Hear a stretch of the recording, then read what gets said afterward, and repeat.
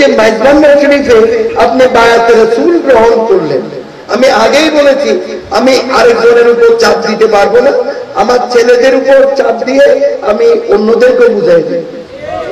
কথা বুঝতে পেরেছেন? মাইজবান্ডার শরীফ মুরিদ হয়েছে কেন?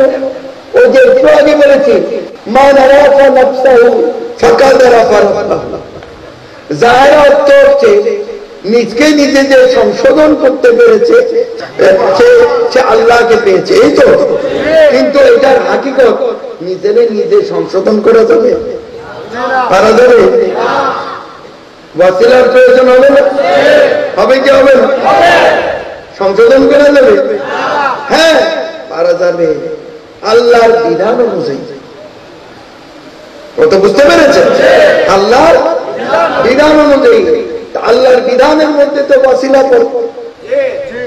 কত বুঝতে পেরেছেন? আল্লাহর বিধানের মধ্যে ওয়াসিলা পড়ে। তাহলে লক্ষ্য করে দেখেন, এটার হাকিকতের অর্থ হচ্ছে নিজকে নিজে যে সংশোধন করতে পেরেছে সে আল্লাহকে পেয়েছে। এই নিজকে নিজে সংশোধন করার জন্যই কোরআন সুন্নাহ ভিত্তিক জীবন ব্যবস্থার মধ্য দিয়ে নিজকে নিজে সংশোধন করার জন্যই আপনারা মাইজবান্ডার শরীফ বায়াতে রাসূল গ্রহণ করেছেন।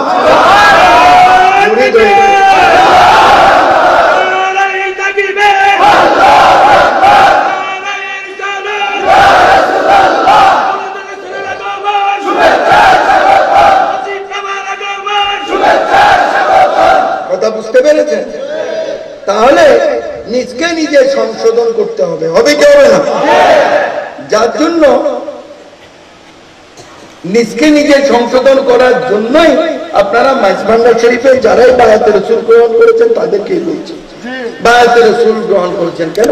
কোরআন সুন্নাহ ভিত্তিক জীবন ব্যবস্থার মধ্য দিয়ে মুমিন মুসলমান হওয়ার জন্য। আর কোন মকসদ থাকতে পারে? আল্লাহর একত্ববাদের উপর দৃঢ় ঈমান রেখে, কি বলে, সমস্ত উপাসনার মালিক হচ্ছেন আল্লাহ, সিজদার মালিক হচ্ছেন আল্লাহ, কুল্লু মাখলুকাতের মালিক হচ্ছেন আল্লাহ, এবং কোরআন সুন্নাহ ভিত্তিক জীবন ব্যবস্থার মধ্য দিয়ে মুমিন মুসলমান হওয়ার জন্যই আপনারা মাইজবান্ডার শরীফ বায়াতে রাসূল। এই জন্যই মানুষ বেশক আউলিয়া আল্লাহর দরবারে যায়। এটা বলতে পারলেন না? এই জন্য মানুষ বেশক আউলিয়া আল্লাহর দরবারে যায়। এবার বুঝতে পেরেছেন?